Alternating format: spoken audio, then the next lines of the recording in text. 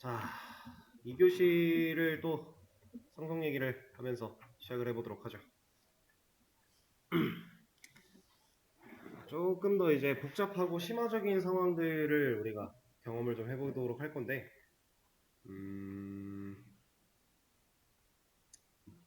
얘를 가지고 또 하죠.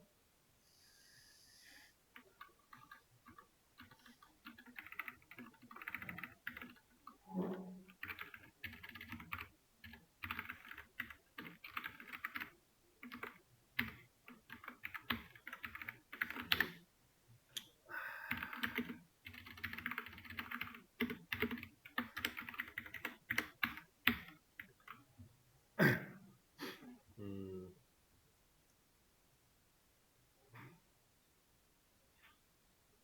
제가 클래스 속성을 부모 클래스한테 하나 만들어냈고요. 스튜던트 클래스에는 아무것도 지금 명시를 안 해놨어요. 자, 이 상태에서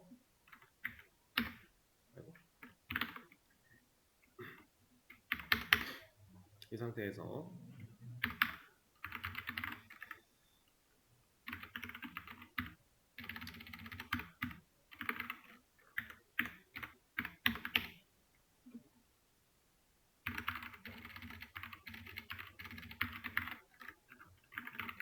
이거는 문제가 없다라는 사실을, 둘 다 테스트가 잘 나온다라는 사실을 우리는 알고 있는데 상황에 좀 변화를 줄 겁니다.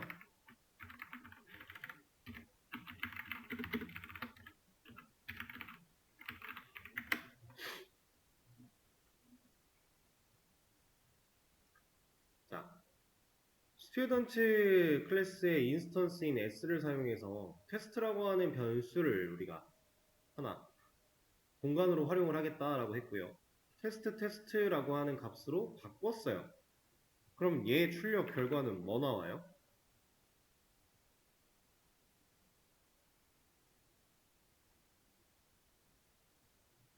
이거 테스트 나와요? 테스트 두 번 나와요? 한 번, 두 번. 이거는 두 번이겠죠? 그쵸? 자, 근데 우리가 원래대로라면, 우리가 원래 알고 있던 대로라면 지금 이렇게 작성한 이 한 줄 때문에 스튜던트 클래스에는 뭐가 생겼어요? 인스턴스 속성이 생겼어야 되지 않나요? 이런, 제가 잘못 눌러서 지워버렸어요. 다시 쓸게요.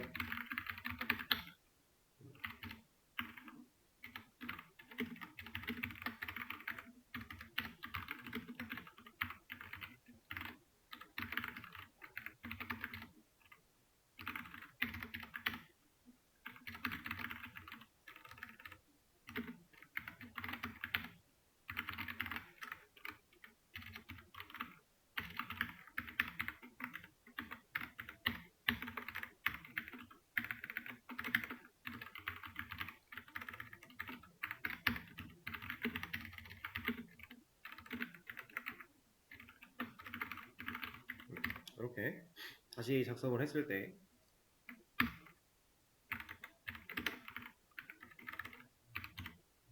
네임이 아니라 제가 테스트라고 써야겠죠?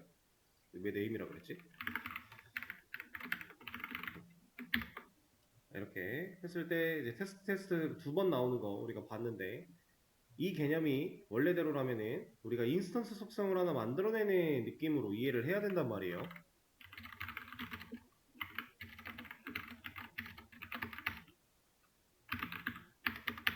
실제로 우리가 이런 걸 직접 여기까지 해본 적은 없지만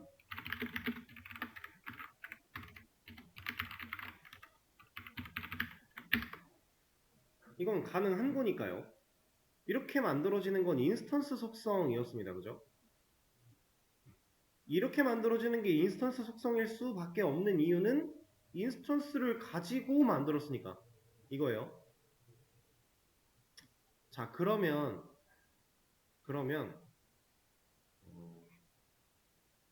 얘도 정말 인스턴스 속성이 맞을까요?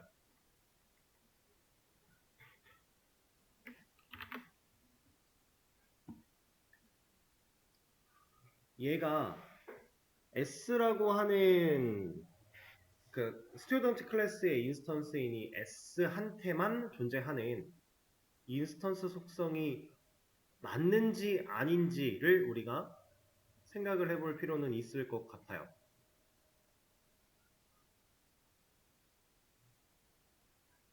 자, 제가 지금 어떤 얘기를 하고 있는 거냐면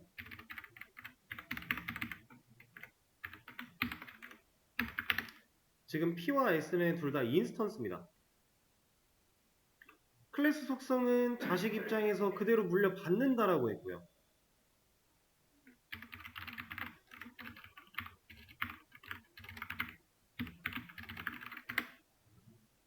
이거 뭐 하겠다라는 거예요?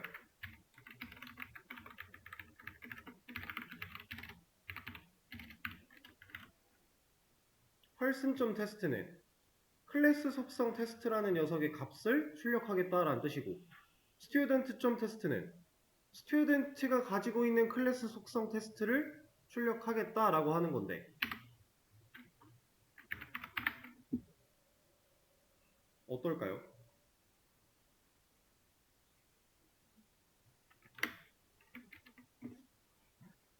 둘 다 잘 나오죠. 진짜로 물려받았으니까 이따 셈 칠 수 있다라고 했잖아요. 클래스 속성으로 테스트가 존재한단 말이에요.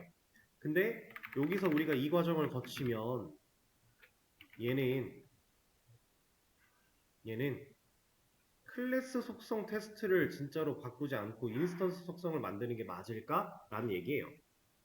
그러니까 지금 이렇게 주석을 걸어 놓은 상태에서 얘를 했을 때는 지금 테스트 하나짜리가 잘 나왔는데 이거 하고 나서 스튜던트가 가진 거 테스트 찍어보면 테스트가 하나일까 두 개일까 이 얘기예요.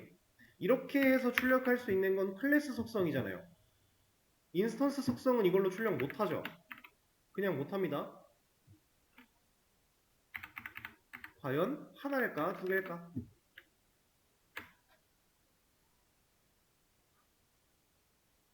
헷갈리죠? 애초에 클래스 속성과 인스턴스 속성의 관계를 우리가 이것저것 상황들을 때리다 보면은 헷갈릴 수밖에 없어요. 아직 머릿속에 완벽하게 그려지지 않을 수밖에 없으니까. 안 바뀝니다. 우리가 알고 있는 개념이 맞아요. 이렇게 만들어내는 건 진짜로 인스턴스 속성을 만들어내는 거고요.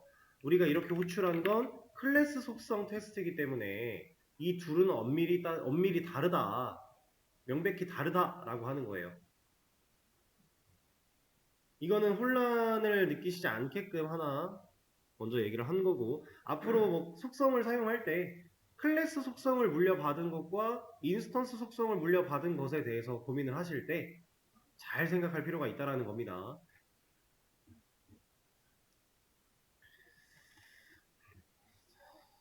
저는 뭐 속성에 관련된 얘기를 하나 했고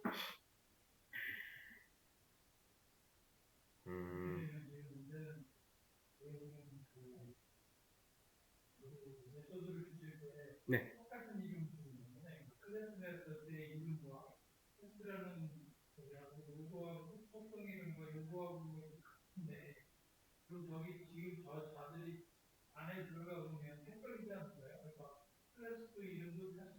아, 아하, 아하.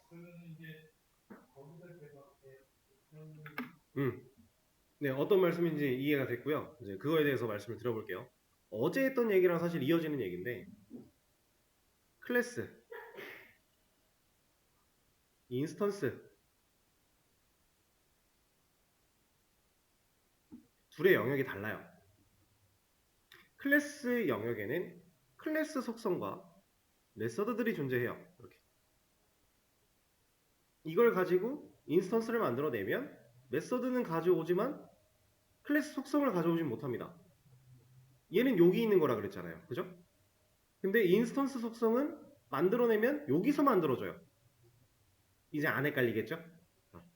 둘이 존재하는 위치가 다르니까 그러니까 인스턴스를 사용해서 변수에 접근을 해? 그럼 일단 여기로 오는 거예요. 이 녀석들로. 얘랑 얘가 이름이 같을지언정 인스턴스를 써서 왔어? 그럼 일단 얘를 보는 거고요.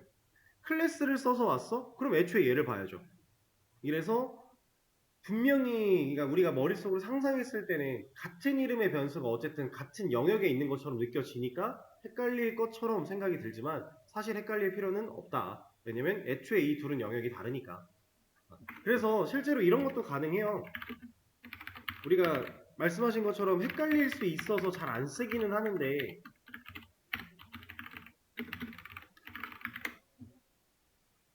클래스 속성과 인스턴스 속성의 이름을 똑같이 줘도 상관이 없어요. 그래도 클래스로 부르면 클래스 속성 나오는 거고요. 인스턴스로 불렀다 그럼 인스턴스 속성 나오는 거예요. 이겁니다. 지금 얘가 가장 먼저 출력이라 테스트 2 여기 인스턴스 속성 테스트가 잘 나왔고요. 밑에 있는 애는 클래스로 접근을 했으니까 클래스 속성 얘가 잘 나오는 거예요. 진짜로 문제가 없다라는 거죠. 자, 그러면 이제 다중상속 얘기를 좀 해보도록 하죠. 자, 다중상속. 이거는 뭐로 해볼까? 그냥 펄슨이랑 스튜던트를 최대한 활용을 하면 좋을 것 같으니까 워커라고 해볼까요? 워커? 아니다. 이것보다는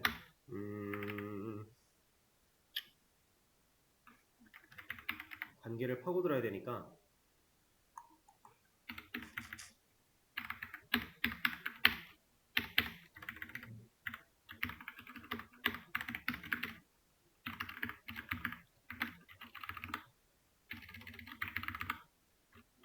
미들스쿨이라고 한번 얘기를 해보자.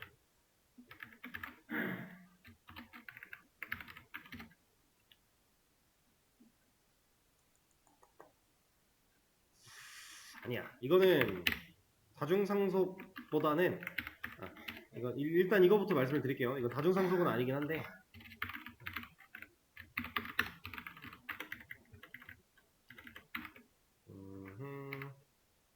빼고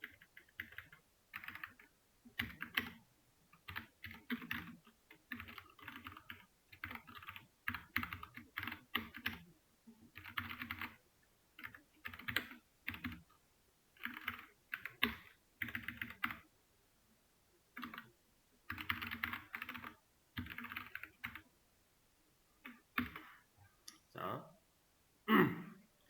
지금 클래스들 간의 관계를 좀 보자면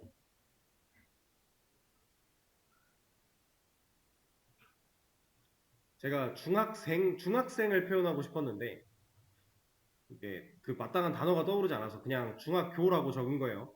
이거 중학생으로 봐주세요. 자, 일단 펄슨 클래스가 하나 있고요.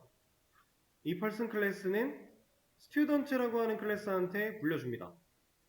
그리고 이 스튜던트 클래스는 중학생이라고 하는 클래스한테 또 본인이 가진 걸 물려주게끔 코드를 작성을 해봤어요. 지금 자연스럽게 부모가 있고 자식이 있고 그 자식은 또 다른 부모가 될 수 있으며 그 부모는 또 다른 자식을 가질 수 있다 라고 하는 이 개념을 지금 보여드리고 있는 건데 당연히 이것만 되는 게 아니라 부모는 자식을 여럿 가질 수도 있겠죠. 이렇게 이거는 당연히 되는 거예요. 당연히. 그러니까 펄슨이라고 하는 이 클래스가 스튜던트한테만 상속이 가능해 라는 게 아니라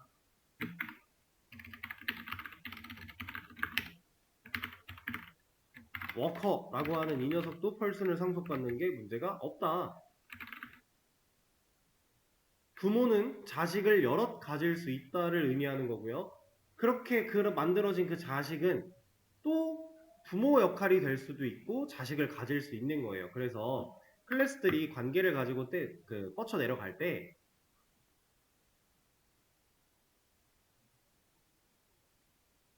이런 식으로 막 증식할 수 있어요. 뭐 2개를 가질 수도 있고 하나를 가질 수도 있고 3개를 가질 수도 있고 자식을 이런 식으로 쭉쭉쭉쭉 계속 내려가면 여기 밑에 있는 이 클래스 입장에서는 이 위로 올라가면 올라갈수록 어떻겠어요? 복잡하죠. 그래서 관계성립 A/B 테스트 중요하다라고 했고 그리고 사실상 파이썬에 있는 모든 이 녀석들의 꼭대기에 오브젝트가 있어요.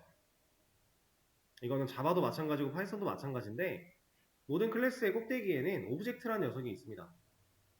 모든 클래스는 이 오브젝트를 상속받고 있는 상황이에요. 근데 전부 다 얘를 상속받으니까 생략되어 있는 거예요. 그래서 우리가 사용하는 클래스들 안에서 쓸 수 있는 이런저런 기능들, 걔네들은 전부 다 여기서부터 튀어나오는 겁니다. 오브젝트. 이런 개념이라서 그런 관계, 쭉 내려갈 수 있다, 타고 내려가는 이 관계, 그리고 옆으로도 뻗쳐질 수 있는 이런 관계를 지금 상황이 나와서 좀 적절한 멘트를 고르다가 떠올라갖고 하나 보여드리는 건데, 이거는 논외로 치고 어차피 별로 크게 중요한 개념이 아니에요. 왜냐면 우리가 배웠던 상속 개념 똑같이 적용이 될 거니까. 얘는 그래서 논외 빼고요. 자, 이거 한번 볼까요? 펄슨한테 클래스 속성 하나 있어요. 그리고 스튜던트한테 아무것도 없어요. 미들스쿨 중학생한테도 아무것도 없어요. 근데 미들스쿨 중학생한테 테스트라고 하는 이 변수를 찍겠다라고 하면 이거 뭐 나옵니까?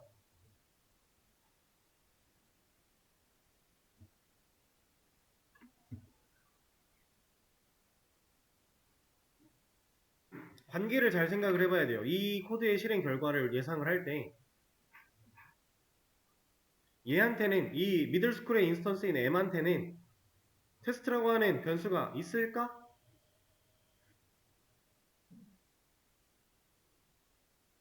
펄슨 스튜던트한테 줘요. 스튜던트는 미들스쿨한테 줘요.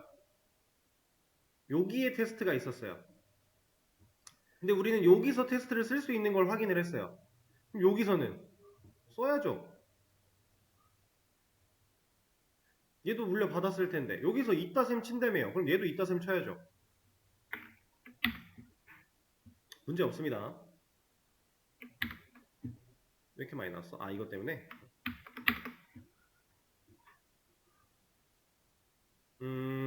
자, 그런데 여기서 제가 이거를 남겨놔가지고 지금 다른 결과가 좀 나왔어요. 뭐 나왔어요? 테스트 2가 나왔어요. 그러니까 지금 얘가 나온 거죠. 왜냐면 이 이닛이라는 생성자가 여기에도 생략이 되어 있어요. 그럼 스튜던트한테도 이 테스트라는 인스턴스 속성, 테스트 2라는 값을 가진 이 인스턴스 속성이 하나 있는 거고, 그거를 얘는 또 물려받을 거니까 얘도 갖고 있어요. 그래서 이것 때문에 지금 테스트가 아니라 테스트 2가 나왔는데, 이렇게 보면 클래스 속성 문제없이 상속받는 거 확인할 수 있고요. 그러면 이렇게 나온 김에 얘를 여기서 한번 해볼까요?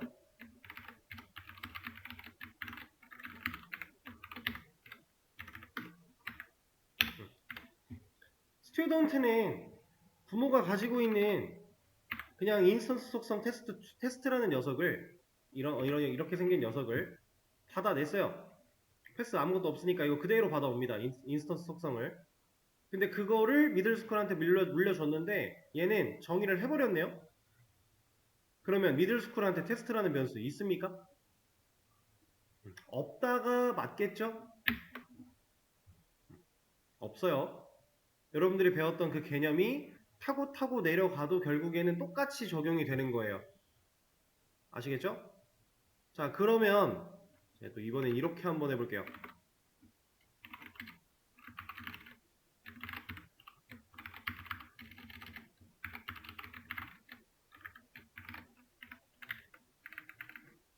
자, 이건 어때요?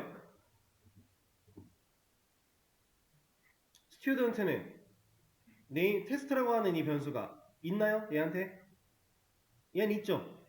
부모 인스턴스에 생성자 호출했으니까 얘는 없죠? 이제 좀 보이죠? 중요한 건 나예요, 나. 위에서 어떻게 오든지 간에 내가 이거를 안 받아라고 하면 얘는 절대로 받을 수가 없는 거예요. 중요한 건 납니다. 이게 이제 상속을 이어서 상속하는, 단계별로 쭉쭉쭉 내려가는 이런 상황들. 여기에는 첫 번째 부모에서 우리가 처음에 배웠던 부모 자식이 관계에서 성립했던 모든 상황들이 이렇게 그대로 또 부모 자식으로 내려가는 거죠. 이렇게 끊어서 생각하시면 어려울 건 딱히 없을 겁니다. 근데 이렇게 타고 내려갔을 때 결과적으로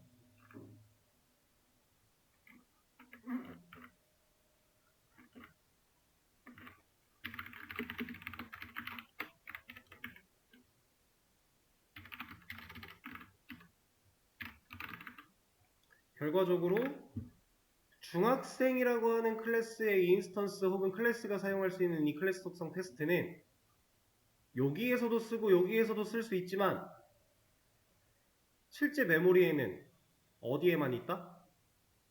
펄슨 클래스에만 있다. 이것만 잘 기억하시면 돼요. 그래서 효율이 좋은 거다라고. 그리고 제가 이거는 일부러 헷갈리실까봐 안 알려드리는 건데 이렇게 쓰는 거 웬만하면 하지 마세요. 뭐냐면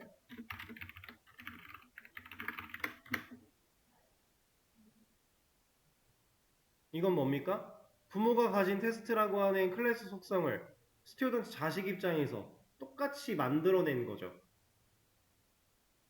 이거는 오버라이딩은 아니에요. 오버라이딩은 메서드에 적용되는 내용이고요. 변수는 어떻게 되는 거겠어요? 자, 이거는 한번 찍어볼 필요가 있겠네요. 펄슨한테 테스트, 스튜던트한테 테스트, 미들스쿨한테 테스트 한번 찍어볼까요? 여기 밑에 있는 거.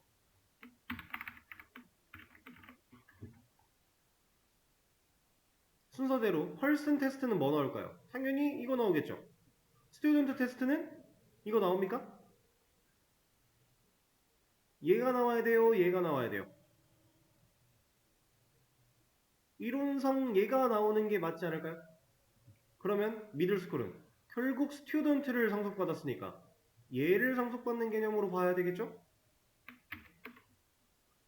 실제로 동작은 그렇게 합니다. 그러니까 변수 가지고는 오버라이딩이라는 얘기를 하지는 않는데 파이썬 자체는 애초에 타입 명시 없고 변수 이름 갖다 쓰는 느낌이니까 이거를 일종의 오버라이딩처럼 이해를 하셔도 크게 상관은 없긴 해요.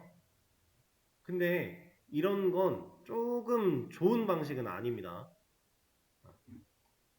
그리고 이게 파이썬이니까 별 문제 없이 이렇게 사용할 수 있지만 이게 자바 쪽에서는 이런 개념을 적용했을 때 되게 복잡해져요. 그래서 조심해야 돼요, 되게. 그런 상황이 있고요. 자, 이제 진짜 다중상속 한번 가보도록 할게요. 다중상속이라고 하면 이건 상황을 좀 바꿔야겠네요. 어쩔 수 없이. 적절한 예시가 안 떠오르니까 이렇게 한번 해볼까요? father,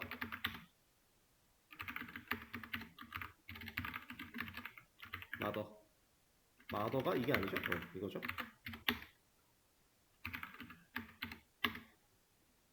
그리고 이렇게 한번 해보죠.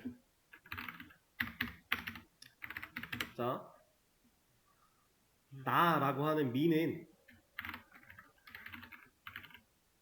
근데 이렇게 하면 좀 이상한데? 이게 A/B 테스트를 제가 말씀을 드렸으니까 이게 이름이 또 적절하지 않으면 괜히 좀 느낌이 이상하거든요. 저도 항상 상속이라는 개념을 쓸 때 좀 그런 게 있는데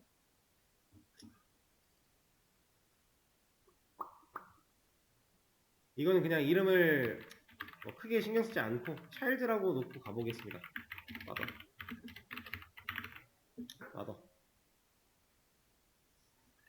자, 파이썬이 말하는 다중상속이라는 건 이걸 의미해요. 이게 실제로 가능한 녀석이고요. 이걸 하게 되면 의미가 어떻겠어요? child라는 클래스는 father로부터 상속을 받아서 물려받을 거고 mother로부터도 물려받을 거예요. 자, 그러면 여러분들 이거 한번 생각을 해보세요. 제가 상황을 몇 개 이제 하나씩 좀 말씀드려 보겠습니다.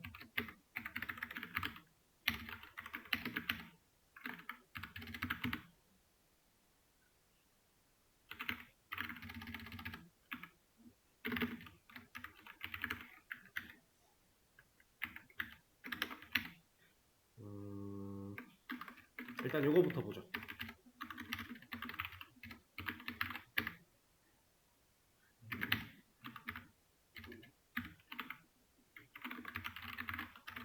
자, 이거 뭐 나와요?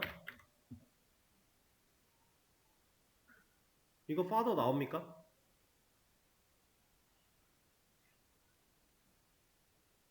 아빠라고 하는 부모 클래스한테는 생성자가 있고 엄마 없어요. 그리고 자식은 없어요. 그러면 아빠 생성자 있다 셈 친다라고 하면 F에 있겠죠. father가. 있어요. 자, 근데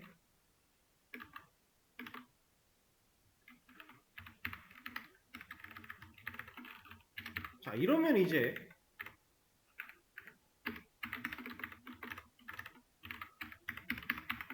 이 둘이 어떻게 될까요?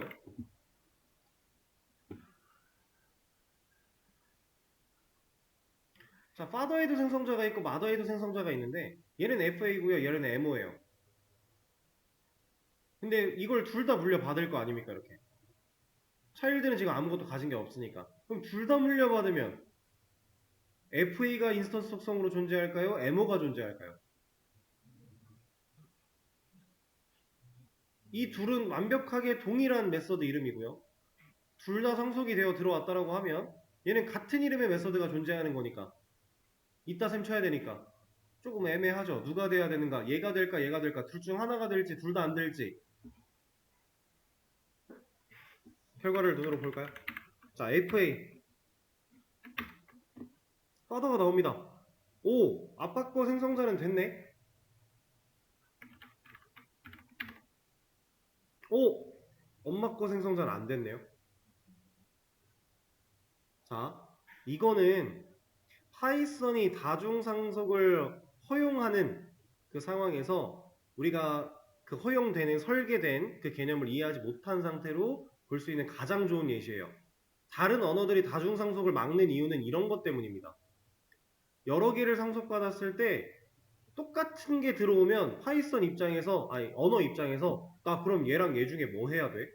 이걸 고민할 수밖에 없으니까. 그래서 절대로 이거는 허용이 안 되는 게 맞는데 파이썬이 이게 가능한 이유는 파이썬은 별도로 이걸 정해놨어요. 제가 철자가 기억이 안 나서 하나만 쳐볼게요. 이거 그냥 같이 봅시다. 여기다가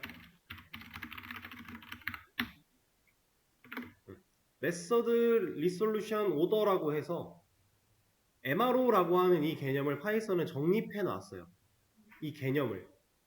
그래서 이게 다중상속이 가능한 건데 이게 무슨 소리냐면 쉽게 얘기했을 때 상속을 하는 순서에 따라서 상속 순서에 따라 누가 우선시 될지를 명시하겠다라는 뜻이에요. 그냥. 지금 보면 우리는 father랑 mother 둘 다 상속을 받았죠. 근데 누가 먼저 쓰여 있어요? father. 그럼 얘가 우선권을 가진다라는 거예요. 그래서 아빠가 가지고 있는 생성자는 됐는데 엄마가 가진 생성자는 안 돼요.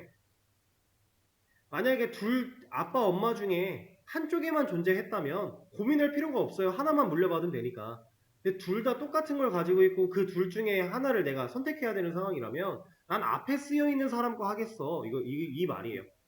그게 MRO로 정의가 되어 있는 겁니다. 그래서 파이썬의 MRO를 우리가 이렇게 MRO라는 메서드를 사용해서 호출을 해보면 호출 방식이 갑자기 생각이 안 나네요. 이렇게가 아니라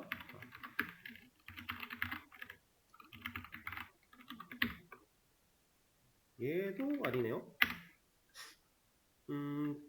클래스한테 클래스한테였군요. 이게 자주 확인해 볼 녀석은 아니라서. 자, 이렇게 MRO라고 하는 이 메서드 약속되어 있는 그 설계대로 눈으로 확인할 수 있게 뽑아주는 건데 이 녀석을 좀 때려보면 지금 child라고 하는 클래스한테 이 규칙을 보여줘 라고 명시한 거예요. 이 함수는 그런 의미입니다. 이 메서드는. 자, 이 녀석은 첫 번째 메인에 child가 가장 먼저 나오고요. 그 다음에 메인에 father가 나와요. 그 다음에 메인에 mother가 나오죠. 그리고 뭐가 나왔어요? 오브젝트. 사실상 이 mother 뒤에는 뭐가 있다? 오브젝트가 있다. 근데 이 오브젝트는 우리가 직접 만들어낸 클래스는 아니에요. 이미 존재하는 거고 내부적으로 잡혀있기 때문에 우리가 이걸 명시하진 않습니다. 어떤 클래스를 때려봐도 지금 father는 아무도 상속 안 받았죠. 근데 이 녀석한테 MRO를 때려봐도 이거 오브젝트 나옵니다. 오브젝트가 있어요, 진짜. 모든 클래스는 다 있다. 그래서 다중상속 상황에서는 이렇게 앞에 적은 녀석 거를 따라간다. 그러면 제가 father와 mother의 순서를 만약에 바꾼다면 이렇게. 그럼 이제 FA가 없겠죠. mother 거를 해서 MO가 존재를 할 거예요. 이렇게. 상황 이해되실까요? 다중상속은 이런 식으로 판단을 명확하게 하면 돼요. 헷갈리면 MRO를 때려보면 돼요. 이 관계가 얽히고 설키면 더 힘들겠죠? 여기서 막 이어지는, 아까 전에 우리가 봤던 person, student, 뭐 middle school 이런 식으로 이어지는 관계인데 또 다중상속을 받기도 했다 뭐 이러면은, 그리고 심지어 이렇게도 갈 수 있을 거 아니에요. 얘는 부모의 입장에서 자식을 여러 개 가질 수 있을 거니까. 이러면 이제 막 복잡해지겠죠. 헷갈리면 MRO 때려보면 돼요. 이런 관계에 대해서 얘가 알려줄 거니까.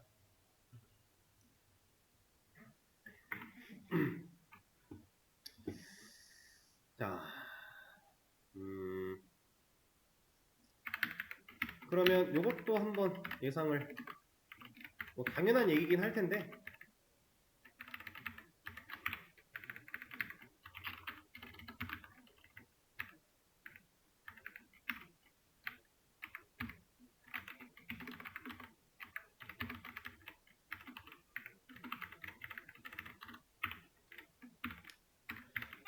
자, 뭐 나옵니까? 이 셋 중에?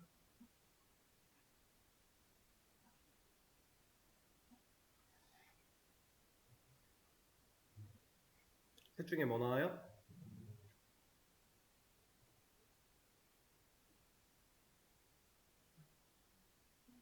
고민할 필요 있나요, 이거? 차일드 입장에서 인인 메서드가 오버라이딩 된 개념이잖아요. 그러면 부모들이 물려준 거 다 필요 없고 CH 혼자 쓰겠다. 그럼 FA 없을 거고요. 이거 지우면 MO 문제 날 거고요. 이거 지우면 3 나오겠죠. 그럼 여기서 한 단계 더, 나 부모가 가진 이거 인인 메서드 호출할래.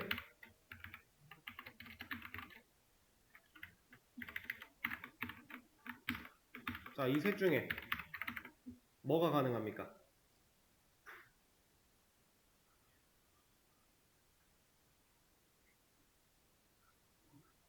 FA는 나오나요? 부모 인스턴스가 가지고 있는 생성자를 난 호출할 거야 라고 했어요. FA 나올까요? 안 나올 텐데? 마더가 먼저예요. 마더가 먼저입니다. 그러면 우선순위 누구? 마더. 근데 파더랑 마더는 둘 다 부모인데 부모 인스턴스에 생성자 호출할 거야. 둘 다 똑같네? 둘 다 있네? 근데 마더가 우선이네? 이 녀석과 하는 거죠. 그러면 FA는 없어도 MO랑 CH는 있겠네요. 상황 이해되시죠? 자, 이런 느낌으로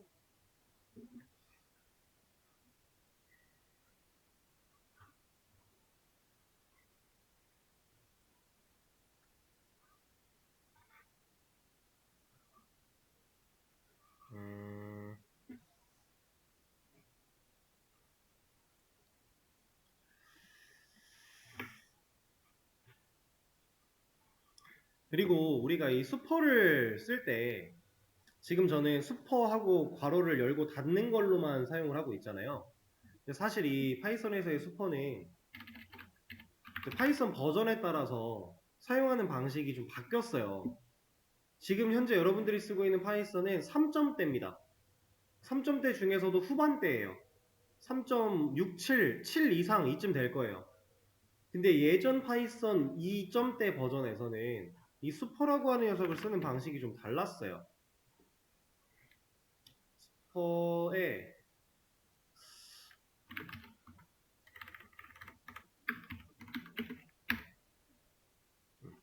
이게 좀 명확하게 다르긴 다릅니다.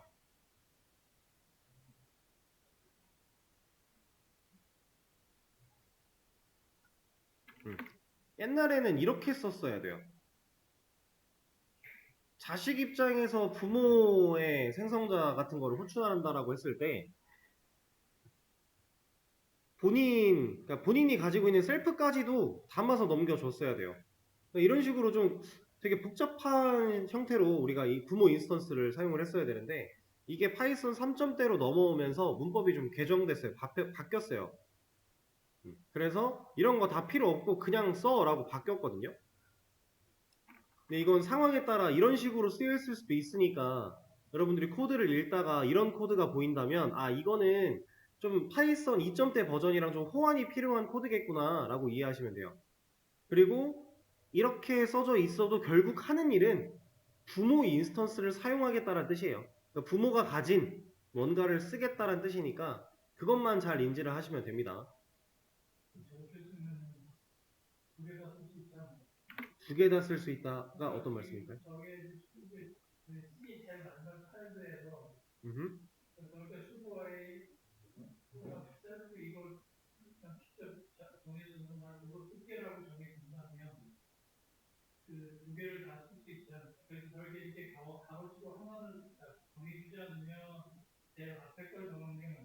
음흠.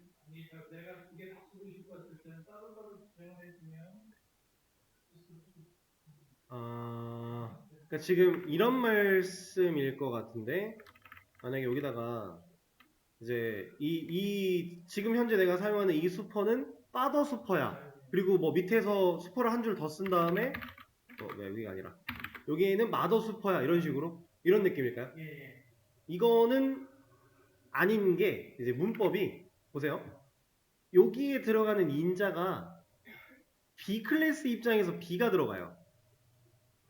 부모를 명시하는 게 아니에요. 부모라는 뜻은 수퍼가 가지고 있는 겁니다. 얘는 그냥 지금 현재 나에 대한 인스턴스를 넘겨주는 느낌이라서 이거는 이제 그 방식은 좀 허용이 안 되겠죠? 사용하는 방법이 애초에 이렇게 되어 있어요.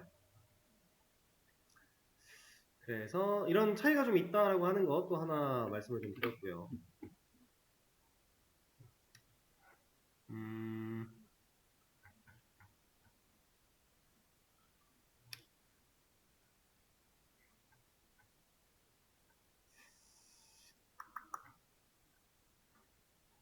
오케이.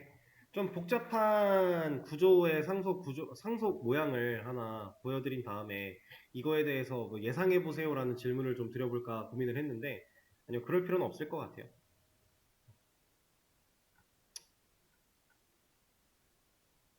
대충 클래스 한 7, 8개 만들어 놓고 막 2개, 3개 이렇게 상속받게 한 다음에 막 관계를 엄청 꼬아놓고 나서 예상해보세요 이러면은 진짜 머리 터지거든요. 그걸 느껴보면 절대로 상속을 함부로 사용하지 않아요. 그래서 한번 보여드리려고 했는데 아니요, 그거는 괜찮을 것 같습니다. 저도 구조를 짜려면 머리가 좀 아픈 얘기라서 그거는 이제 괜찮을 것 같고요. 이제 상속에 대한 개념은 이 정도로 마무리를 하면 괜찮을 것 같아요. 그래서 기본적으로는 부모가 가지고 있는 걸 자식에게 물려준다라고 하는 개념. 근데 그 개념을 우리가 적절하게 사용하기 위해서 알아야 되는 세부적인 개념. 이렇게 좀 분류를 나눠서 생각을 해보시면 좋을 것 같고, 제가 정리한 내용에 대해서는 수업 페이지에 또 올라갈 텐데, 다중상속이라든가, 아니지. 다중상속은 있고, 그냥 설명드리면서 중간중간에 했던 디테일한 몇 가지 상황들은 설명에 빠져 있을 수도 있어요. 그런 거는 그냥 이제 수업을 들으셨던 내용을 잘 복기하면서 기억을 해주시고, 상속은 이렇게 마무리를 좀 하도록 할게요. 자, 그럼 시간이 좀 애매하게 남았으니까 또 재미난 얘기를 하나 해보면 좋을 것 같은데, 아까 제가 오버로딩이 사이선에서 안 된다라고 했잖아요. 그 얘기를 조금만 더 해볼까 싶어요. 그리고 자바를 기준으로, 그러니까 자바랑 파이썬 둘 다 객체 지향 언어니까 자바를 기준으로 했을 때는 이런 느낌으로 원래는 쓸 수 있다. 이게 오버로딩이라는 개념이다 라고 하는 걸 파이썬 문법으로 또 보여드렸었죠. 이거를 좀 써볼게요.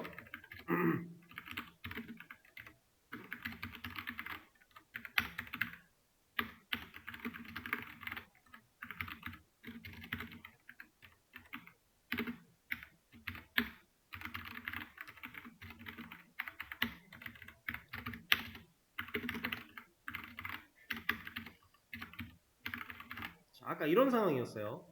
여기다가 이제 어떠한 인자를 이렇게 넘기려고 하는 상황.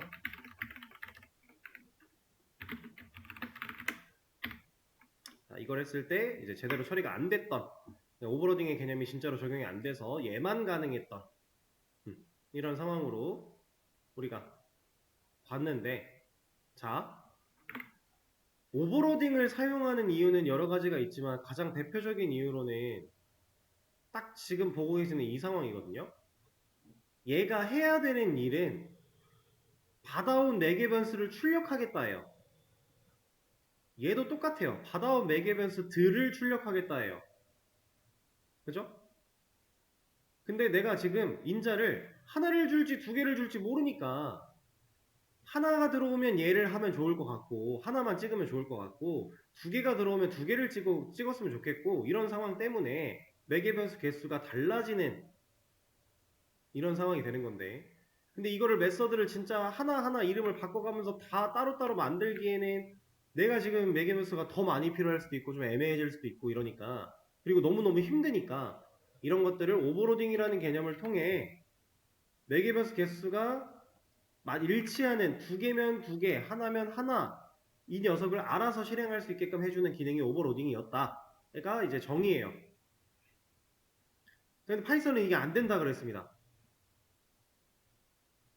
방금 모니터가 깜빡깜빡 했어요. 파이썬은 이게 안 되는데 얘를 간접적으로는 할 수 있어요. 어디 갔니? 여기 있다. 여러분들은 저한테 가변인자라고 하는 녀석을 배웠습니다. 매개변수를 배울 때요. 기억나실까요? 지금 이거는 내가 받아온 매개변수 개수가 하나인지 두 개인지에 따라 다른 기능이죠. 근데 다른 기능인데 하고자 하는 건 결국 출력이에요. 출력에 하나를 찍을래, 두 개를 찍을래. 그럼 이거 가변인자라고 하는 이 녀석을 쓰면 하나가 들어오면 하나를 찍을 거고 두 개가 들어오면 두 개를 찍지 않겠느냐 이거죠. 대신에 찍혀 나온 결과물은 튜플의 형태로 데이터 형태가 좀 변하겠지만 가능하지 않겠느냐 이거예요. 근데 물론 이 개념은 자바에도 있어요. 자바도 가변인자라는 개념이 있고 그 가변인자 개념을 사용하면 이런 식으로 처리를 할 수 있습니다. 실제로 그렇게 처리되어 있는 메서드들도 되게 많아요. 자바에도. 근데 자바는 오버로딩이라는 개념을 그냥 사용을 해요. 오버로딩이 가지는 그러니까 이점이라고 해야 될까요?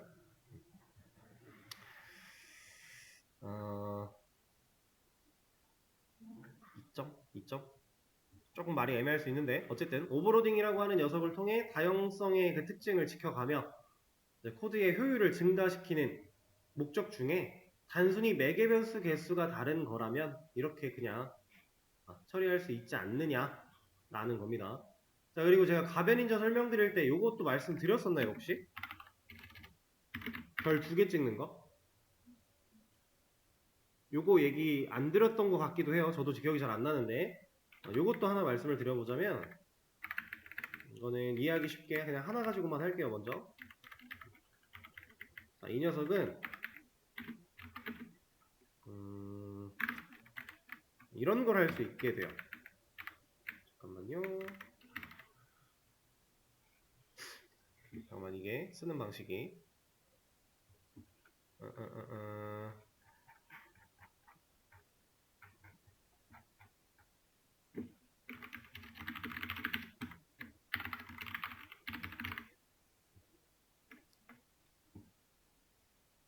값을 넘겨주는 방식이 지금 헷갈려가지고 네. 이게 아니라 이겁니다. 근데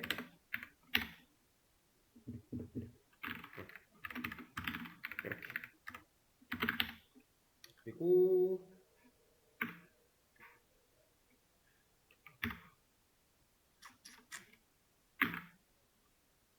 얘는 안 되지.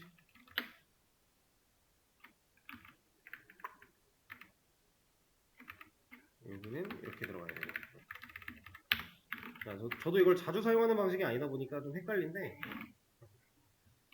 자, 별을 하나 찍는 거는 그냥 우리가 순수한 값에 대해서 여러 개를 받아온 거를 튜플레 형태로 만들어주는 방식이었다면 얘는 지금 인자로 넘겨주는 값이 뭔가가 명시되어 있죠. ASD equal 1, 2, 3이고요. QWE equal QWE라는 문자예요. 그래서 얘는 인자로 받을 때 순수한 값으로 받을 수가 없어요. 왜냐면 애초에 이건 그냥 값이 아니니까. 뭐 문자면 문자, 숫자면 숫자 이런 값이 아니잖아요. 그래서 얘로 받아야 되는데 이 별 2개짜리는 어떻게 처리를 하냐면 딕셔너리로 만들어 줍니다.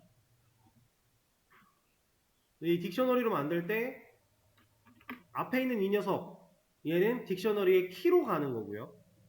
뒤에 있는 이퀄 마크 뒤에 있는 이 녀석이 딕셔너리의 밸류로 가는 거예요. 그래서 별 하나짜리 가변인자 그리고 별 2개짜리 가변인자 파이썬은 이 둘을 활용하면 되게 다양한 것들을 처리를 할 수가 있습니다. 그리고 애초에 여기다가 넣고자 하는 형태가 매개 변수를 받아내면 딕셔너리라 그랬죠. 이걸 이제 키워드 가변인자라고 하는데 별 2개짜리를 애초에 저 녀석이 딕셔너리를 만들어주는 역할을 하기 때문에 딕셔너리를 인자로 넣어도 돼요. 이렇게 딕셔너리의 예제인 이런 녀석을 하나 만들어서 한번 해봅시다. ASD 한테는 1, 2, 3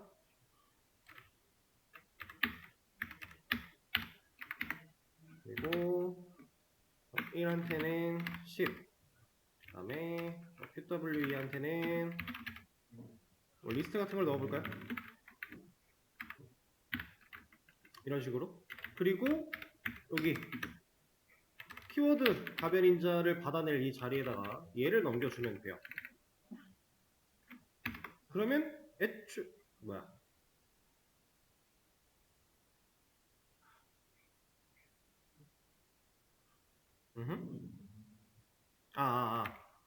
자, 넘길 때도